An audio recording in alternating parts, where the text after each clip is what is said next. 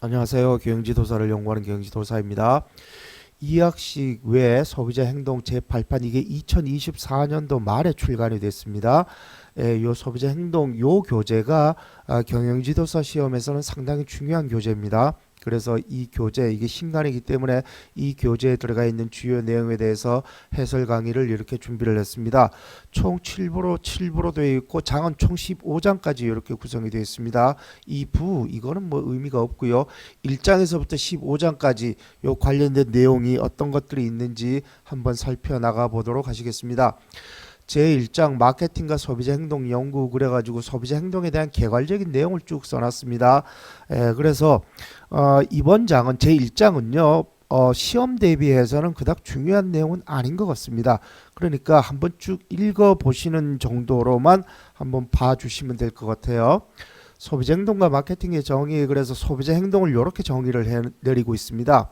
그리고 마케팅도 정의를 내리고 있는데요. 마케팅의 정의는 미국 마케팅 협회에서 정의한 내용이 있죠. 그거는 뭐 마케팅 이제 만약 문제가 난다라고 하면 그건 마케팅 관리론에서 문제가 날 거니까. 그리고 최근에는 그런 엘리멘트리한 문제는 출제가 안 됩니다.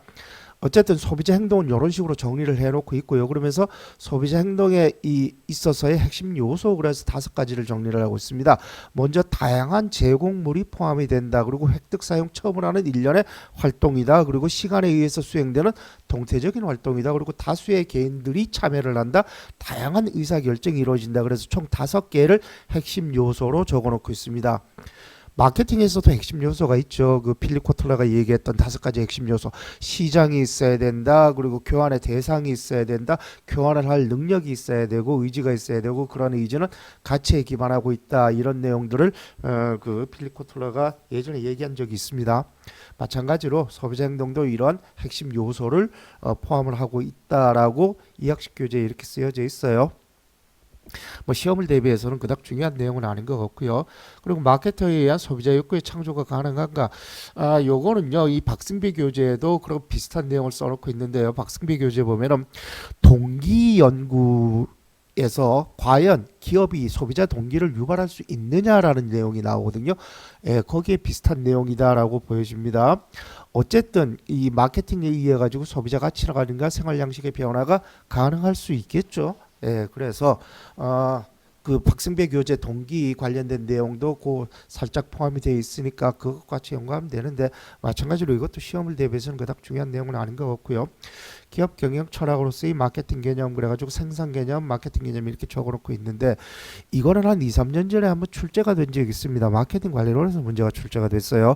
대량 마케팅의 시대가 있었죠. 그러다가 제품 다양화 마케팅의 시대로 가고 그리고 판매 지향적 마케팅 그리고 마케팅 지향적 즉 시장 지향적 마케팅 그래가지고 2, 3년 전에 한번 문제가 출제가 된 적이 있습니다. 이 중에서 2차 대전 이후로 기업이 거대화 복합화되면서 강압적 판매 마케팅이 이루어지게 되죠. 요거를 생산 개념이라고 설명을 해놓고 있고요. 그리고 이제 70년대 이후에 이제 그 공급이 수요를 초과하게 되면서 표적 마케팅 개념이 등장하게 되죠. 그거를 또 마케팅 개념으로 설명을 해놓고 있습니다. 한 2, 3년 전에 출제됐던 그런 내용이다라고 보여주면 되고요. 그 다음에 이제 마케팅 전략과 소비자 행동 그래가지고 시장 세분화, 표적 시장, 제품 포지션 그리고 4P죠. 그러니까 STP, 4P. 요 STP, 4P 단계별로 기업은 어떠한 소비자 정보가 필요하냐? 시장 세분화와 표적 시장 선정을 위해서는 이러한 소비자 정보가 필요하게 되고 제품 포지션을 위해서는 이러한 소비자 정보가 필요하다. 그리고 4P를 위해서는 이러한 소비자 정보가 필요하다라고 적어놓고 있습니다. 이거는 마케팅 관리론 공부하시는 분들은 기본적인 내용이니까 굳이 추가로 설명을 안 드려도 될 것 같고요. 그리고 소비자 행동 연구의 발전 과정 이것도 문제로 출제될 만한 내용은 아닌 것 같아요. 초기 소비자 행동은 경제학에 기반을 둔, 즉 효용 극대화를 위해서 개인은 소비를 한다. 이렇게 처음에 시작을 했죠. 그러다가 1950년도에부터는 이제 심리학과 사회에 기반한 다운적 접근 방법 그래가지고 심리학, 사이코그래픽을 포함해서 학습 태도 이런 관련된 내용입니다. 그리고 이제 중거 집단, 문화, 사회계층 중거 집단 이런 것과 관련된 그런 내용들인데요. 요 부분은 참 재밌어요. 저도 이제 강의를 해보면 많은 분들이 이거는 재밌다 그래요. 근데 그 이유로 넘어가면 이제 그 왜 그 이 내용들이 있죠. 이제 상황 얘기 나오고 정서적 상징적 소비 얘기 나오고 그럼 재미가 없다라는 그런 얘기를 하는데 어쨌든 이거는요. 왜냐하면 심리학도 그렇고 사회학도 그렇고 상당 부분 정답이 있습니다. 그런데 이런 것들은 사실 정답이 잘 없어요. 그러다 보니까 이런 것들은 재밌고 이런 것들은 재미없고 이제 그렇게 이제 반응들이 그렇게 나오는데 뭐 어쨌든 이제 초기에는 이렇게 심리학과 사회학에 기반한 소비자 행동이 이루어지고 그리고 이제 60년대 이후로 다양한 뇌과학 활동 그러니까 뇌과학 연구 있죠. 왜 뇌 두뇌 관련된 그런 과학적 연구들이 이루어지면서 소비자 정보 처리 과정과 의사결정이 본격적으로 또 연구가 되고 그 이후로 80년대에는 이제 쾌락적 경험적 관점에서의 정서적 구매 행동이 주로 연구 여기에 이제 상황도 포함이 되고요. 그리고 집단 소비도 포함이 됩니다. 뭐 설명은 뭐 정확하게 써놨는데 시험을 대비해서는 별로 중요한 내용은 아닌 것 같고요. 그 다음에 이제 소비자 행동의 두 가지 패러다임 그래가지고 논리 경험주의는 실증적 이성적 사고에 관점을 둔다. 그리고 해석주의는 상징적 주관적 경험에 관점을 두는 그러한 두 가지 패러다임이 있다. 뭐 이것도 그냥 그렇구나라는 정도만 보시면 될 것 같고요. 그리고 이제 행동경제학과 소비자행동연구 그래서 프로스펙트 이론이 등장했다라고 간략하게 써놓고 있습니다. 참고로요, 이 프로스펙트 이론은요. 출제된 지 시간이 꽤 지났습니다. 2016년인가 그때 한번 출제되고 그 이후로 출제가 안 됐는데요. 특히 이 프로스펙트 이론 중에서 로스 오버전 관련된 내용은 소비자 행동에서 중요한 내용이기 때문에 그 로스 오버전과 관련된 내용은 반드시 숙지를 해두고 계셔야 됩니다. 물론 관련된 내용은 논술300 교재에 충분히 들어가 있는 내용이니까 그것만 쭉 보셔도 뭐 시험을 대비해서는 충분하지 않을까라고 생각이 들고요. 그리고 이제 매 챕터마다 이렇게 생각해 볼 문제라고 이렇게 문제를 네 가지 뭐 다섯 가지 이렇게 적어 놓고 있는데 먼저 첫 번째 문제 전략적 단계별로 필요한 소비자 정보가 무엇인가 요거는 아까 살펴봤죠. 이겁니다. 마케팅 전략과 소비자 행동 그래서 STP 4P 관련돼서 이러한 소비자 정보가 필요하다라고 적혀져 있죠. 이 내용입니다. 이거는 뭐 마케팅 공부하면서 기본적으로 다 알고 계신 내용이다라고 보여지고요.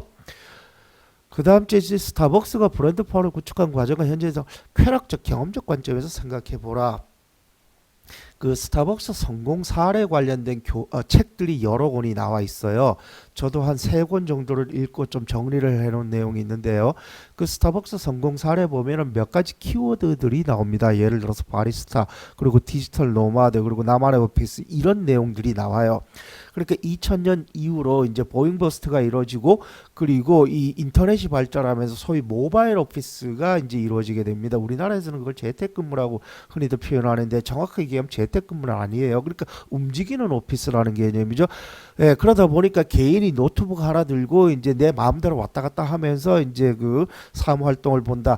그러면서 발전한 게 이 스타벅스입니다. 그러니까 스타벅스 안에 나만의 오피스, 스타벅스 자체가 하나의 오피스 개념이 됐다라는 내용이 중요하게 나오게 돼요.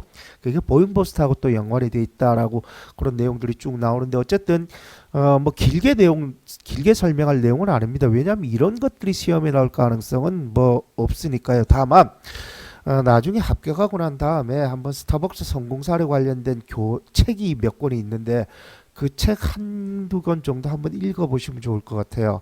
그냥 한번 하루 이틀이면 다 읽거든요. 왜냐하면 얼마 전까지만 해도요 업종 밀집도가 가장 높은 그러한 그 업종이 미용실이었습니다. 몇 년 전까지만 해도. 그러다가 최근에는 이 카페, 이 커피숍이 업종 밀집도가 가장 많죠. 그러니까 가장 많다라는 얘기입니다. 경쟁도 치열하고 그리고 이 그 매장도 많고. 그러다 보니까 이제 자영업 컨설팅 할 때 이 커피숍 관련된 컨설팅도 필요하게 될 거고요. 그러면 그 커피숍 관련된 컨설팅을 할 때 스타벅스 성공 사례가 도움이 되면 됐지 손해가 되질 않거든요.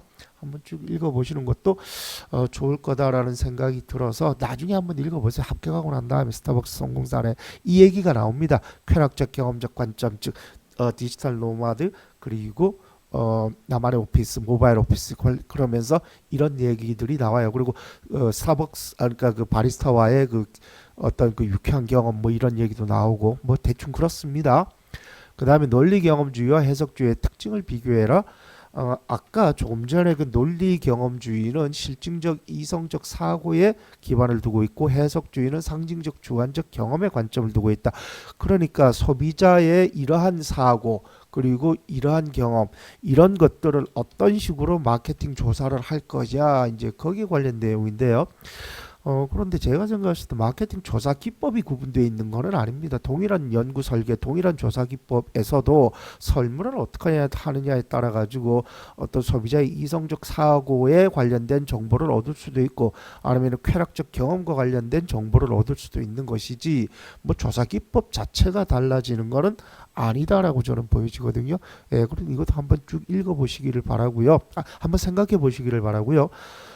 그리고 이제 소비자는 효용 극대화를 위해서 어떻게 행동을 하느냐, 그리고 실제로 어떻게 행동하느냐가 행동 경제학을 어떻게 태동했느냐 이런 질문인데, 그 프로스펙트 이론 보면은 그런 내용이 나오죠. 전통적인 효용 이론 관점에서는 제공되는 효용이 이익 함수로 갈 때는 볼록 함수를 그리고 이익 영역으로 갈 때는 볼록 함수로 그리고 손실 영역으로 갈 때는 오목 함수를 그린다. 이게 로스 오버전 관련된 내용이잖아요. 그래서 이 이익 영역, 손실 영역. 그래서 제공되는 그 소비자는 불확실성 상황에서 효용보다는 가치에 기반하는 행동을 하게 된다. 그게 프로스펙트 이론 즉 행동 경제학 관련된 내용입니다. 뭐 그런 식으로 해석을 하시면 될 것 같고요.